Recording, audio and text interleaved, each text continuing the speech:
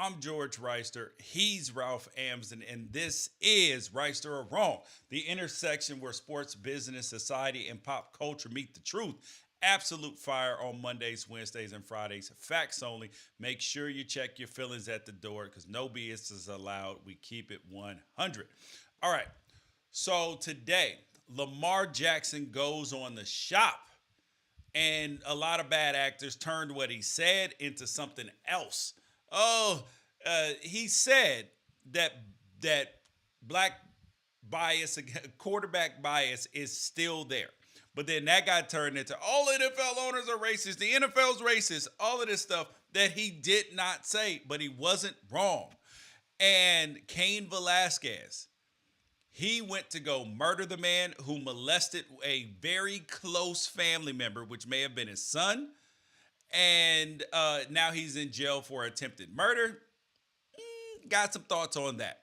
Brittney Griner is in jail and or has at least been arrested in Russia and is facing 5 to 10 years for some vape pens, and gas prices are through the roof, bro. The ceiling is the roof on these joints. We might reach $10 out here in California, and they're high as hell everywhere else. So that's where we'll start, Ralph. First we were going to start with Lamar Jackson, but then Ralph was like, no, bro, this Cain Velasquez thing. So Cain Velasquez, former MMA fighter in the UFC. He's been in other leagues as well. Heavyweight. I mean, dude was a savage, right? Sun And Devil. he really? Yeah. Oh, Yeah. okay. Oh, that's why you're even more invested in this. No. Okay, No, so this is as a father. yeah. So Cain Velasquez, he got arrested for attempted murder in an intersection. And when I first heard the story last week, I was like, damn, there must have been some reason why he tried to murder this dude in an intersection. Like, he didn't just do it because of, I was like, I hope at least he didn't do it just because of a traffic violation or something like that. So turns out that he tried to murder a man. He tried to shoot him. And we didn't know why. And now I'd have been fine if he had shot him, or at least got his hands on him and beat him to death, because it turns out that the man that his son had been molested, well, potentially his son, but at least a very close family member, molested over 40 times at an at-home daycare center. And Ralph, listen, if I'm on that jury, there's not a snowball's chance in hell that dude serves 1 day in jail, even though he accidentally shot the wrong person because he was shooting into the car. He tried to shoot one person, other person got hit, the dude's father. But I mean, I venture to say the dude's father probably knew he was molesting people too, so I got no problem. That's a big leap, though. Here are the details. A man named Harry Galarte was arrested and charged with lewd and lascivious acts with a minor, which is essentially child molestation. He was released on supervised probation. He was released. But keep that in mind that he was released on his way to go get an ankle monitor. Um, they were driving from San Martin to San Jose, I believe. Cain Velasquez not happy that this man was released. Ends up going on an 11-mile high speed chase. I think discharged a weapon several times and ends up hitting the driver of the vehicle. I believe it was a truck. Cain Velasquez has been charged with attempted murder, and he was being held on a no bail hold.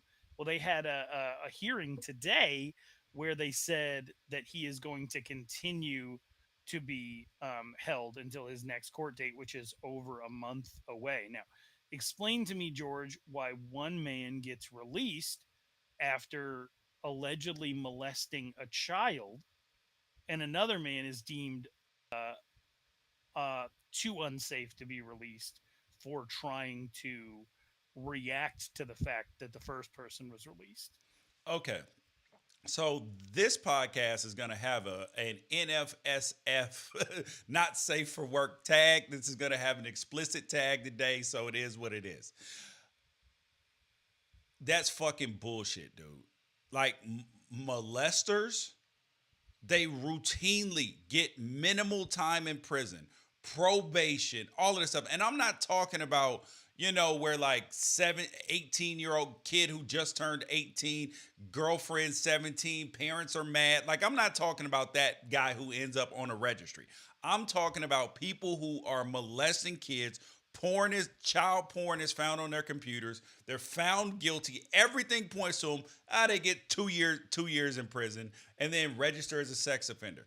What are we doing? Like how do we not understand that child molestation, that this is rape of a minor? It is not like, it's even more egregious than rape, and rape's horrendous because now you have impacted this little kid's life for the rest of their life. You have shaped how they will interact with every other person that they come in contact with their relationships, with their potential drug use, for every single thing that happens to their life.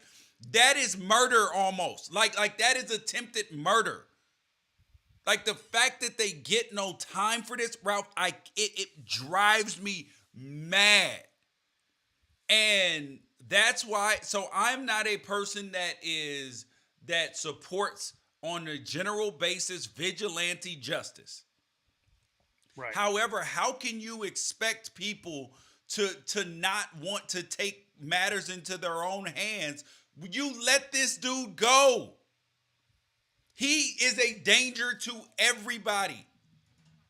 Like, how it is, and I understand that there are certain laws that you have to be, that you get to stand trial and all of these things. But knowing the history of what child of sex offenders get, what child molesters and rapers get, it's gross. It is gross, and that's why people go take their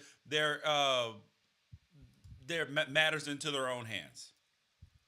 Yeah. You're seeing a lot of support pour in from the MMA community.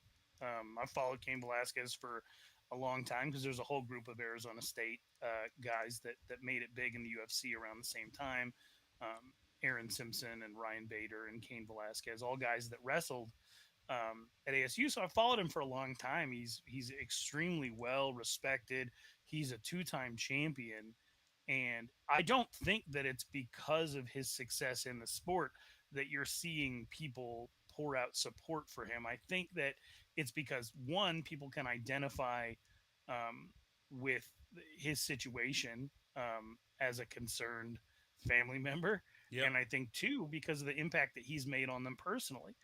Just reading some of the statements that were put out there, Jake Shields said, if the justice system did its job, Cain wouldn't have had to take the law into his own hands.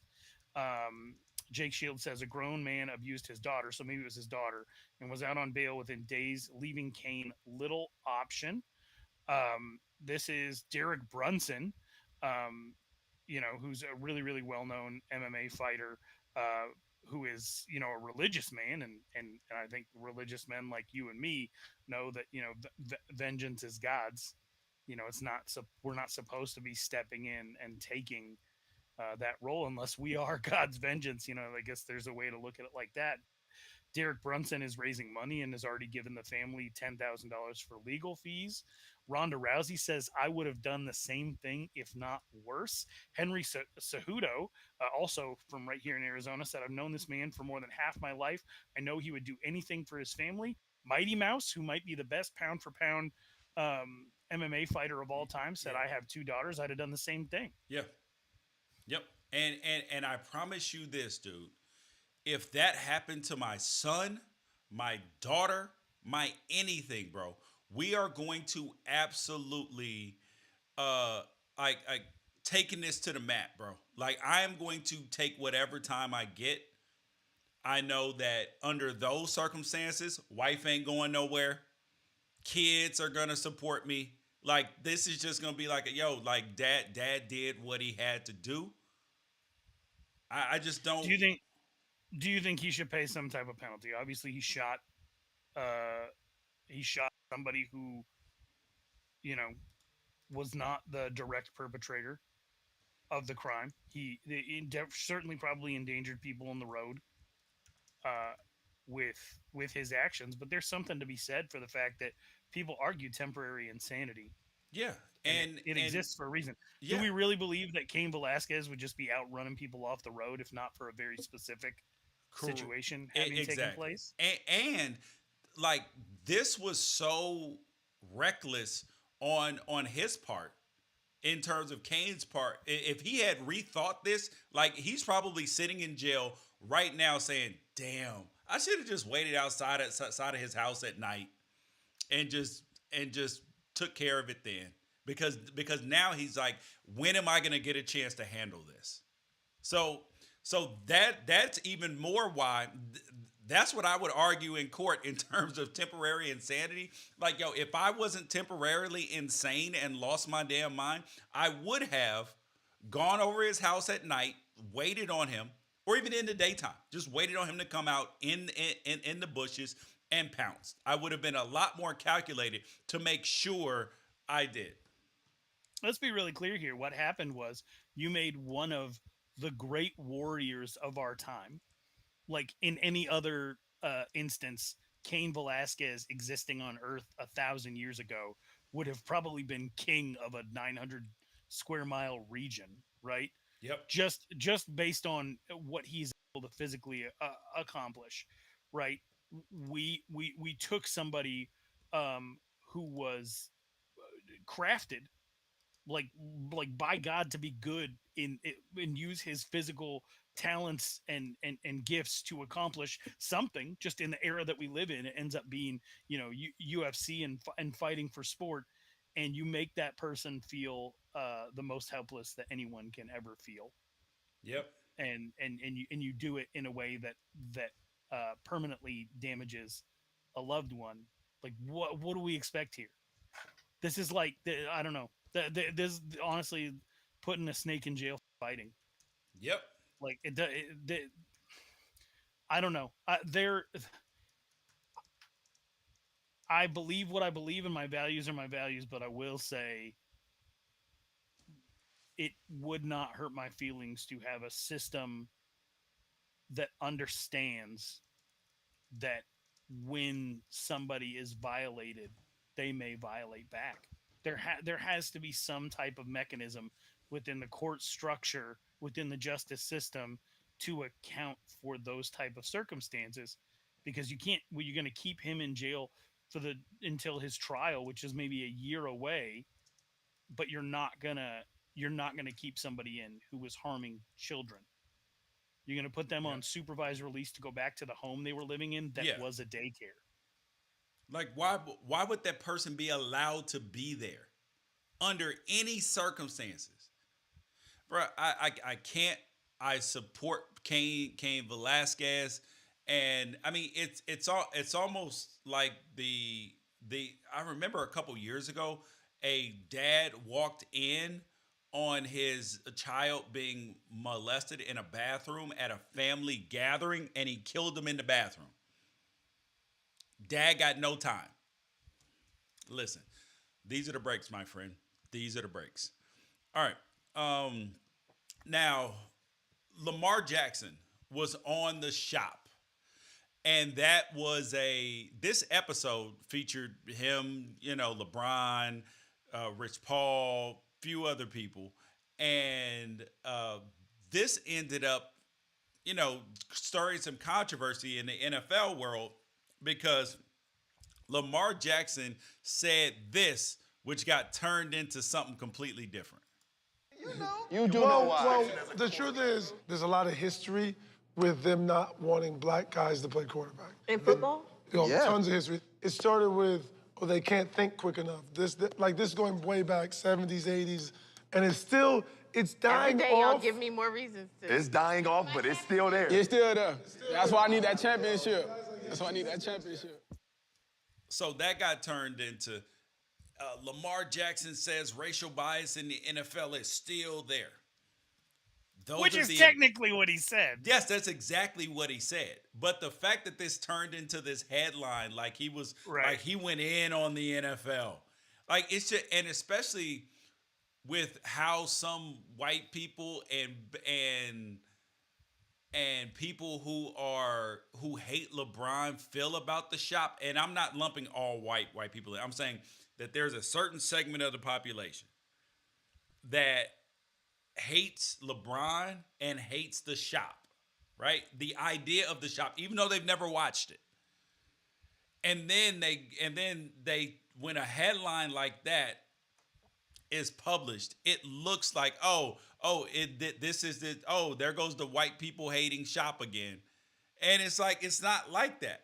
But Lamar like LeBron James directly in that clip said that like it's dying, but it's still there. Like there is an acknowledgement of progress, but we're not out here trying to say that like people have given black quarterbacks a fair shake, are we?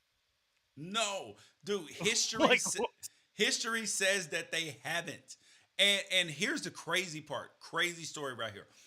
I was at Marcellus Wiley's birthday party a few years ago. It was at this winery. This dude that we both knew.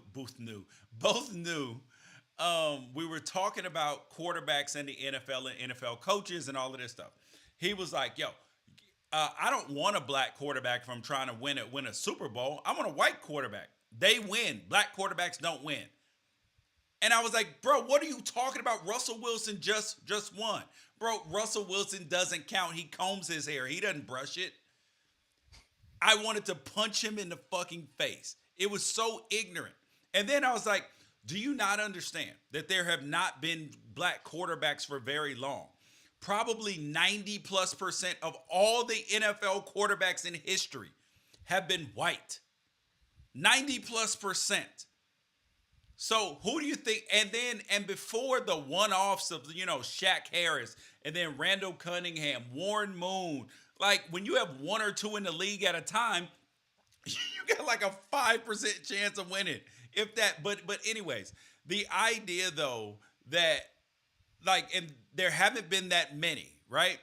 And then yes, recently there have been many, and they more and more have been getting closer and closer. Patrick Mahomes just won. And this was prior to Patrick Mahomes winning. And I'm just like, well, if there are more, then of course they will win more. And he was like, yeah, and the same is true of black coaches. There haven't been that many. What are you talking about? Like, how can you win, or how can you say that they can't be successful when they haven't been given a fair shake and a fair opportunity? Like, yes, black quarterbacks are given way more of a fair shake now. But there's the whole like dual threat quarterback thing. Lamar Jackson was just asked to work out at a different position after winning the Heisman Trophy, putting up great passing yards. And granted, I said he needed to improve as a passer when he came in. But like, let's not sit up here and act like he hasn't won an MVP, hasn't had a good completion percentage. All of this, it's madness to me, Ralph. And then people want to act, there's nothing there. No, because they don't know it. There's something about when there is an athletic quarterback who can run and jump and all of this stuff that they're like, maybe he shouldn't play quarterback. No, that's who you want with the ball, especially if he can throw, pass, and run a defense. Yeah. I'm sorry, read a defense. Here, I have a couple questions for you. First question is, why do you think Lamar Jackson wants to distance himself from a thing he actually said? Is it because he doesn't want people trying to make this into like he brought up a new observation unprompted, when all he was basically saying was like, yeah, some fields have turf, some have grass. He was acknowledging a fact. Like, it's still there, and if he wins a championship, that'll go a long way to dispelling whatever is left in people's minds that think that that's not possible. Exactly, bro. That's exactly why. Because the spirit of what he was saying was not the way the headlines were reading. They were reading like he came out and blasted the NFL. And these people are not going to watch the shop.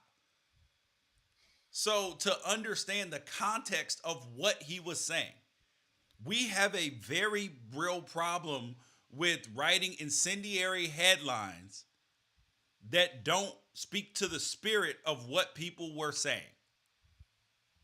Right. Right. So, I feel you. yeah, like had there been the clip posted in there, that would be completely different. And it's saying, here's the context of what he said. But that's not what happened. So this next question I have to phrase carefully because I'm not trying to get myself fired. And nor am I accusing anybody of any type of wrongdoing. I'm just pointing out the way that something works. I have a website that is affiliated with Rivals. It's a Rivals affiliate. It covers high school football in the state of Arizona. In the last 7 years of working alongside Rivals, I've gotten to know the whole system of how they evaluate players really well. Every position is to some extent evaluated differently. Running back is one of them. You have like regular running back and all-purpose back, which is like somebody who's probably just a little smaller that catches passes out of the backfield that can maybe be used as a slot. And then you have the quarterback conundrum, which has been around since the rating system started, where you have pro style and dual threat. Now, if you call somebody a pro style quarterback, you are implying that they are best suited for professional football down the line. When you call somebody a dual threat quarterback when you're evaluating them, you're not implying just with that designation, you're not implying that they also might have a better arm than people who are pro style. What you're kind of implying is that that quarterback might be able to do something else if you need them to.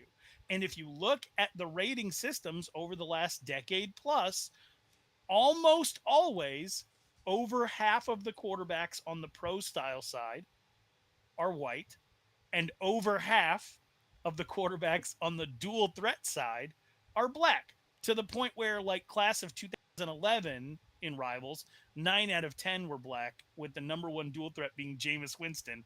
And we have all seen Jameis Winston move in the last few years. He's as pro style as it gets, right? And then even recently in this class of 2022, I believe that only 3 of the top 10 pro style were non-white athletes. And then over on the dual threat side, it was, I think like 80% non-white. And so like we're setting kids up from a really early age to kind of fall into that system. You have a son who is a quarterback who is going to be receiving one of these designations. What do you do? Oh, when people ask me, is my son a dual threat quarterback? I'm like, no, he's a pocket passer who's mobile. Is he a dual threat quarterback though? According to like the classical designation of what a dual threat would be? Or, I guess if you run, some schools run a ton of RPOs and stuff like that where he would be running a lot. And then the answer, okay, so if he will run the ball 7 times a game, is that a dual threat? Well, that's my point is, what is the actual definition according to these recruiting evaluators? A guy who is a threat if he gets in the open field running the football.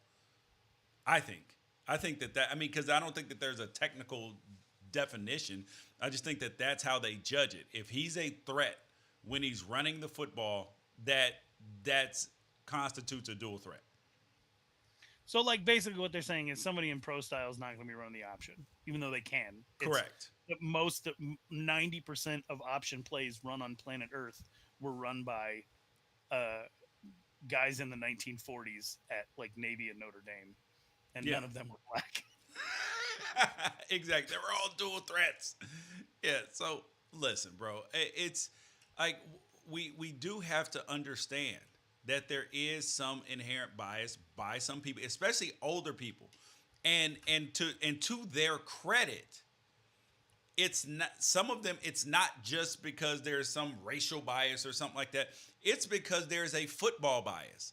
They don't, like, their minds have been conditioned to play football a certain way. And the idea that, wait, hold up, I don't know how to use this much athleticism at quarterback. I feel like I'm wasting some of it That's where it comes from. I don't think it's necessarily from a malicious place all the time. I think it's because of their limited knowledge, and they may be football experts on how football was played. But now football is different with the new rules, freedom of movement, space, all of these things, and understanding that you actually put the defense in a much tougher position if your quarterback is a threat. That actually opens up your running game, all of this stuff. So it's a significantly different situation. I think it is better to be in a situation though where the bias is out of a place of ignorance or lack of imagination. Yeah. And so for Lamar Jackson to basically be saying like they're not going to see me till they see me. Yeah.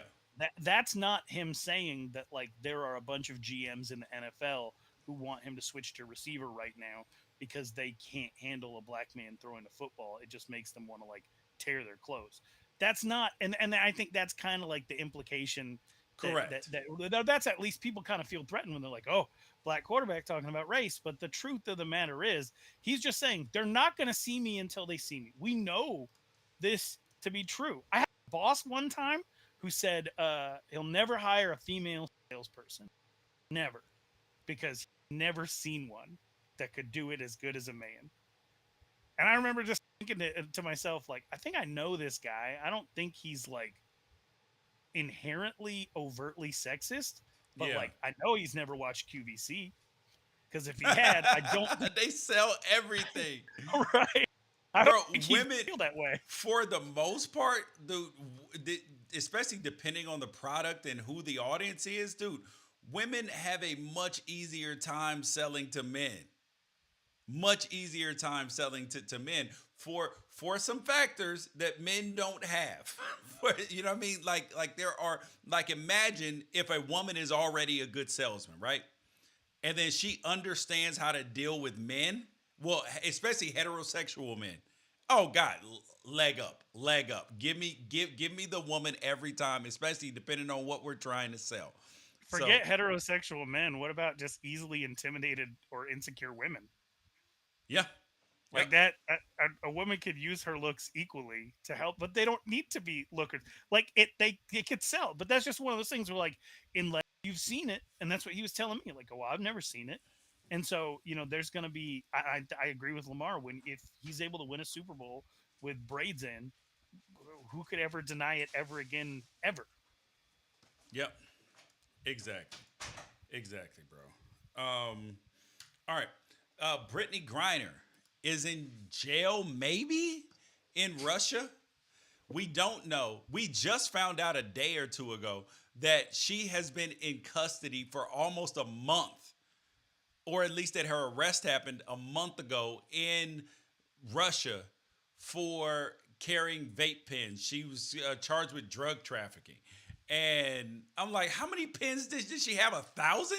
Like, I mean, it sounds like one of those international trumped up charges and people are like, why is she over in Russia anyway? Don't she know what's happening in Ukraine? Oh my gosh. I've seen some of the worst takes I've ever seen in my life. Like, all emanating from this story. I'm like, you're saying this out of just pure ignorance. First thing is, she was over there before the Ukraine conflict started. First thing. And why was she over there? Work. Because she makes millions of dollars in Russia playing basketball. She makes until this upcoming season, which will come up, where they make more money, over $200,000. She was making like $130,000 here in the United States. So wouldn't you be in Russia too for part of the year? Okay, but you say that, and I saw a bunch of people blaming the WNBA and men in general, just because women even have to go to Russia to get paid. The WNBA is growing. Like, what are also, we it's like I'm gonna freak out. It's like a 2-month goddamn season. Yeah. Like, I don't mean to be disrespectful. I do believe that women should be paid more. It is a growing league. If you look at it on the trajectory of so many other leagues out there, it's still pretty much in its infancy. It's figuring things out, and things are going well. But it's a 2-month season. NBA just celebrated 75 years. WNBA just celebrated 25. Right. And the majority of which was not even on television. and I don't want to sound like those people who like always dismiss teachers saying they want more money, saying you get the whole summer off. No, what I'm saying is a WNBA season is like 2 to 3 months long total. It is literally a season. If you win it, it's like Right. 3 months long. Yeah, and granted, I'm a WNBA fan. We just talked about them flying private and all this stuff, and the discrepancies there, and how things need to change and be better, and all of that. But the idea that she has to go to Russia, until the WNBA gets up to that level where it can pay the players that sort of money, these are the sacrifices that have to be made. So, but that doesn't even get into the fact that, so granted, right? I would imagine this is not the first time that she's taken vape pens to Russia, okay? First thing. I mean, I'm just saying, it's probably not the first time. They're vape cartridges. Well, sorry, they said the cartridges. So I feel like conspiracy theory coming. Like I feel I can smell the brew. Are you stirring something? No. Okay. I'm just saying that there are, that this could have been targeted on some level because people don't like how Brittney Griner looks. They could have been. They are pretty anti-gay over there. Yeah. Even though they have a thriving women's basketball community. Yeah. So they could have been part of it. There could have been, or she could have just had really, really bad luck. So I would imagine that there are vape pens in Russia. So do you think that she was wrong for taking them over there? Or do you think that she should have,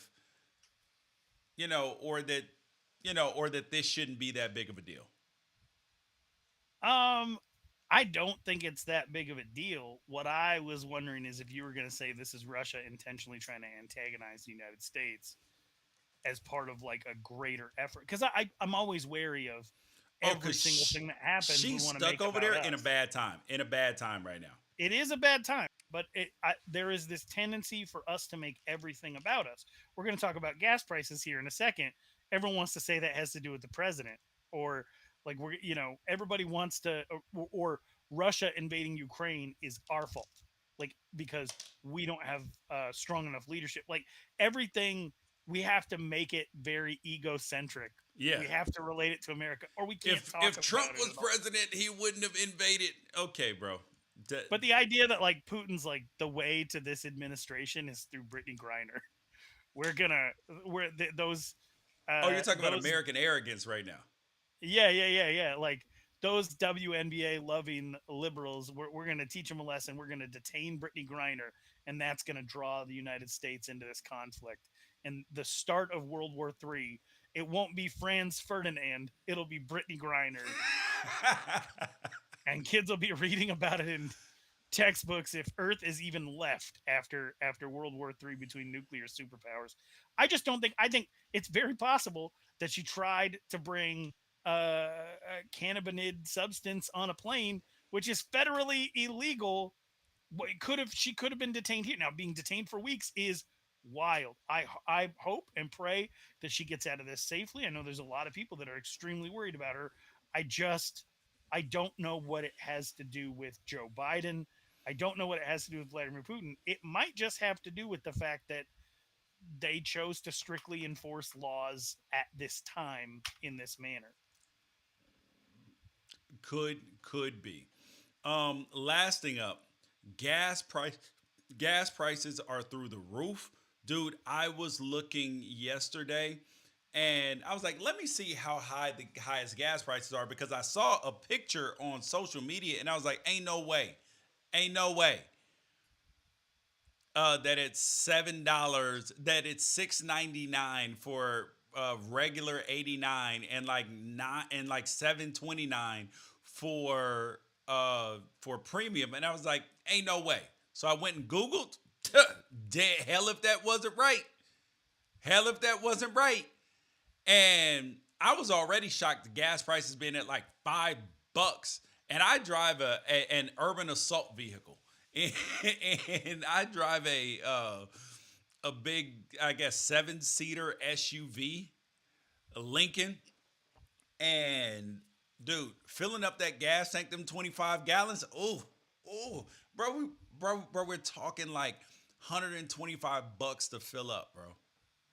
$125 plus to fill up. And instead of like 80 something,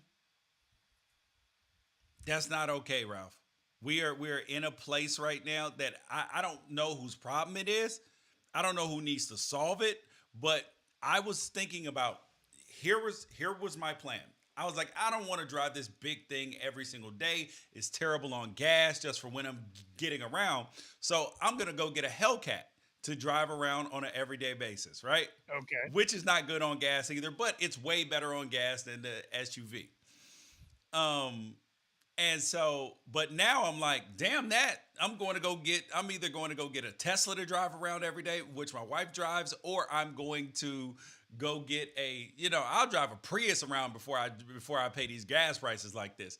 Are they staying like this? Because I feel like OPEC and all of these other oil actors that they raise prices just so when they fall back down to a floor that was way above what it was, we feel better. Yeah, all you can do is really theorize. We're not in the room. We don't know why companies are keeping prices elevated, because that's what they're doing. If we only get 1% of our oil from Russia, how is worldwide demand driven to the point of doubling gas prices over the last year, driving them up $1 per gallon just in the last 3 weeks alone? California is sitting at an average of almost $5.40 a gallon, 70 cents higher than Hawaii. Yep. Like Hawaii doesn't right. How does Hawaii get gas? Like it should cost $1 billion to get gas in Hawaii. Right. So you're looking at, there's places, my buddy sent me a picture, a gas station in West Hollywood, and it was like $7.50, and he just said, dude, I know exactly where that gas station is. It's in Beverly Hills, basically. And that's the only gas station anywhere near it. It's always super high. But now they're like, I mean, yeah, but the crazy he said, part I'm going electric. Yeah. And you're talking about possibly doing the same thing. And is it short-sighted for these oil producing countries and for OPEC to say, like, all right, we're going to squeeze during a tough time and have everybody move to electric? Did you notice during the Super Bowl that the only car that was advertised that wasn't an electric vehicle was the Toyota Tundra during the Toyota halftime show? Yep. Dude, for the most part, every other vehicle was electric. This is going to drive demand that way, and it's going to cost these filthy rich fat cats who don't need the continuous wealth that it is pouring into them, but it's going to cost them in the long run. You know what I'm getting ready to buy? What? Hella Tesla stock, buddy. Hella Tesla stock. Are you kidding me? Are you kidding me? Bro, ain't no way. Ain't no way, because the company has to do well now. Like, the company has to do well. You have to imagine that a bunch of households that probably never would have considered it are at least considering going one electric vehicle, one gas. Yep. Much less the ones that have already gone hybrid or did so back in 2008 when everything spiked. What would you say that your plans, just based on what is happening right now, just related to fuel prices, would you say that your plans for the year have in some way been altered? In terms of the second car I was going to buy, absolutely. But in terms of where I go, not so much. Like, okay, it hasn't influenced, but it has impacted maybe the type of travel, because now I'm like, is driving really less expensive? And do I need a car when I get there? Like, if it's just me traveling, nope. But if it's like, I would maybe be more apt to fly somewhere as opposed to drive somewhere, because driving used to be the cheaper option. And now you're like, is it though? Right. And then you have all these people that moved out to be like super rural because they wanted space, getting called back into the office, so their drive time is elevated. Do you think it could drive people back to the cities? Do you think it could slow down the disbursement and people buying houses and quitting their jobs? Like it's possible that the elevated gas prices could slow down the great resignation. There's a lot of stuff. My wife said that you can't. She said you can't wait a day on airplane tickets anymore. Not right now. If you pull it up and it's even halfway reasonable, you got to pull the trigger because tomorrow it could be elevated by 60, 70 bucks just based on Gas? what's going with oil. Yeah. I think this is having a bigger day-to-day effect on people's lives than maybe anything else in the last decade. No, you may be right. And that includes COVID, because for the most part, like, it was other people making decisions for you. Yeah, You- and you now didn't you're going to have make everything available to choices. Yeah, no, that's a good point, because now you're going to make choices for yourself that change everything. Like it. You guys, that's Wrighster or Wrong for the day. I'm George Wrighster. He's Ralph Amsden.